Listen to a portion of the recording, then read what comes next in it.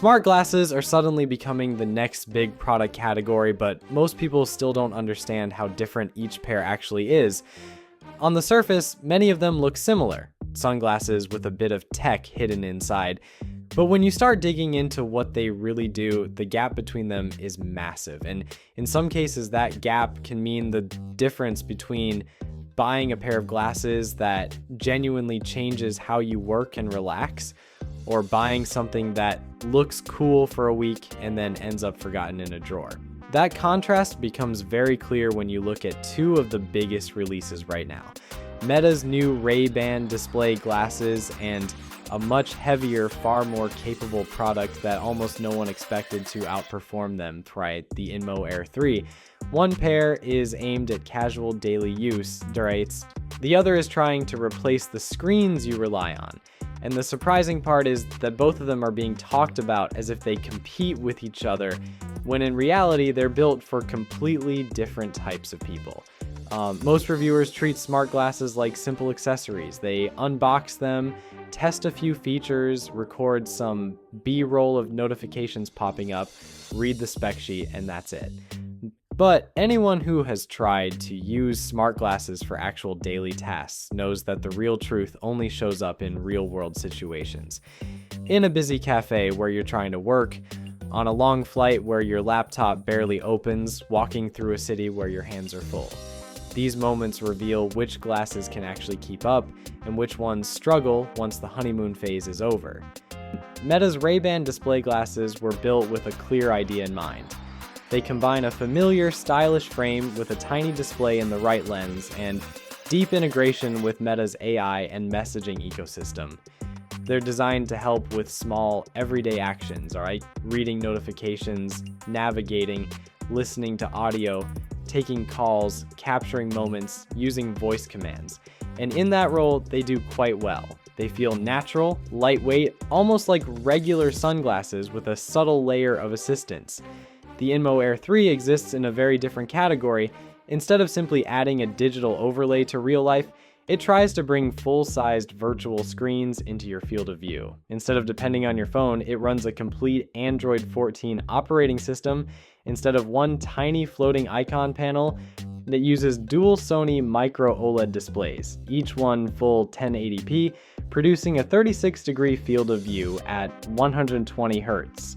This isn't an add-on, it's practically a wearable computer designed to take on real productivity. That shift becomes obvious the moment you compare their displays. Meta offers a 600 AUG 600 monocular image sitting in the corner of the right lens. Perfect for a message, a direction arrow, a short caption, but the Air 3 gives you the feeling of watching a private, floating monitor. One for each eye. Bright, sharp, and large enough that watching movies or editing documents doesn't feel like a compromise. On long flights, that difference becomes almost unfair. With Meta's glasses, you can stay updated with messages and alerts, helpful but limited. With the Air 3, you can stream an entire movie without anyone around you knowing what you're looking at. You can open your email beside it, keep a document window in the middle, and handle real text editing without opening a laptop or balancing a tablet. There's no glowing screen for the person next to you to peek at. No reflections, no light leakage, no awkward posture. It turns a cramped airplane seat into something closer to a personal workspace. Then there's the question of app support. Meta keeps things curated. WhatsApp, Messenger, Instagram, Spotify, Audible, Meta AI, voice commands, captions, and live translation.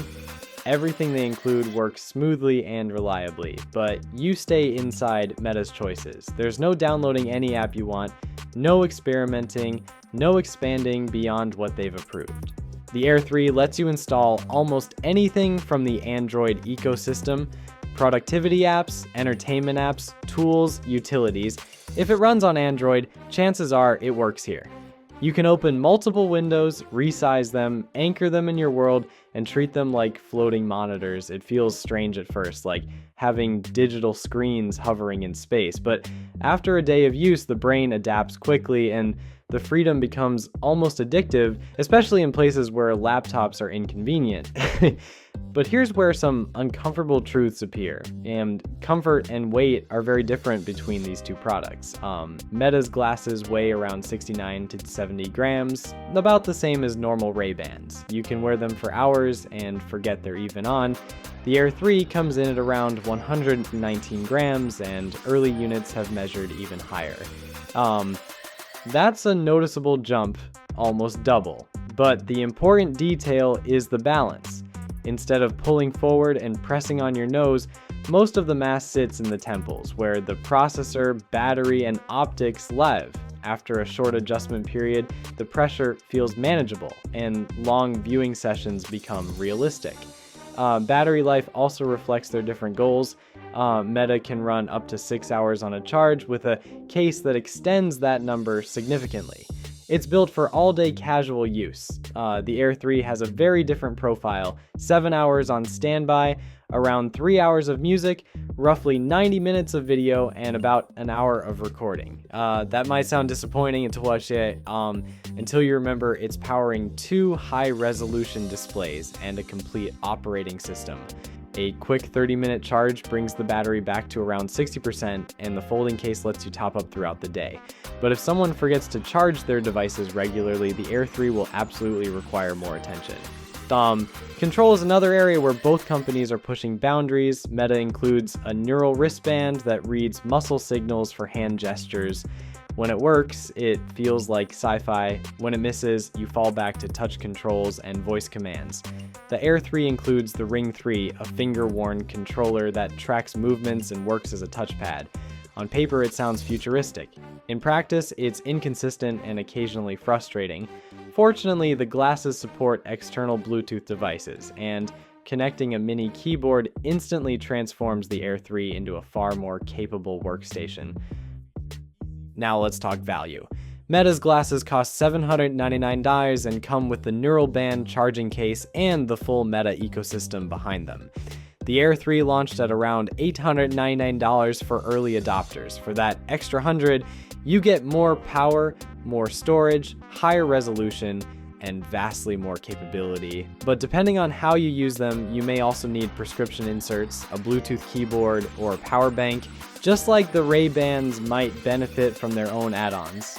Real-world cost depends heavily on your workflow. So what does all this mean? It means these two products are not fighting for the same user, not even close. Meta's Ray-Ban display glasses are for people who want smart features without changing their habits. They want normal glasses that happen to show messages, translate speech, play audio, and connect to Meta's AI. They want something lightweight, stylish, and familiar that adds convenience to daily life.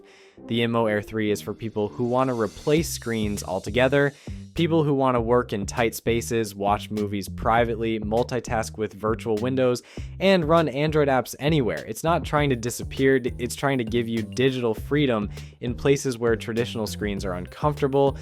Both approaches are valid. Both products are impressive in their own way. But before choosing either, it's important to understand that these are just early steps.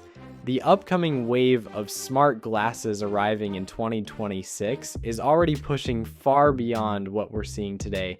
Better displays, full-color holographic systems, improved comfort, and battery life that actually lasts a full day.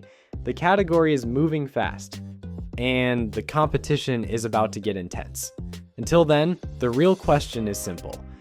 Do you want glasses that enhance reality quietly in the background, or glasses that replace your screens entirely? As always, thank you for watching till the end, and I will see you in the next one.